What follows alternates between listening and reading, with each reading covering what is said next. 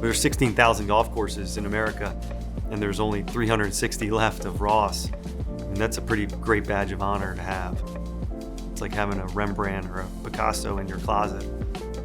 With Ross, it was all about defending par at the green and not off the tee. And so what defends par? The approach shot and the greens, around the greens. The beautiful bailouts that we have now with short grass and the bunkering and the beautiful highly contoured greens. That's why number 18 is so important here, because it places such a premium on the tee shot. And that is the complete inverse of what Ross ever cared about. He was defending par at the green with great green contours, not off the tee.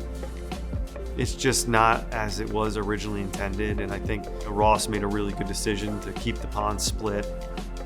They were never really joined in his day, and he never intended for them to be joined. And so he wanted all classes of golfers to reach the green and be able to run it up to the green and have an attainable golf shot there.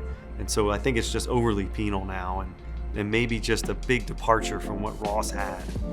The recovery shot is lost when we have a water hazard, because you hit it in the water hazard and then you have to take stroke and distance, and you're pretty much out of the golf hole. It just takes the great recovery shot out of the game.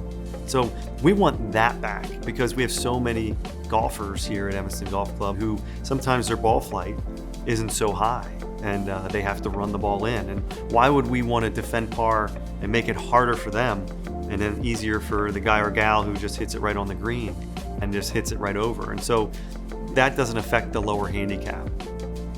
We want to make it fun for all classes of golfers, and Ross was brilliant at that. His whole career, he wanted all classes of golfers to enjoy the game.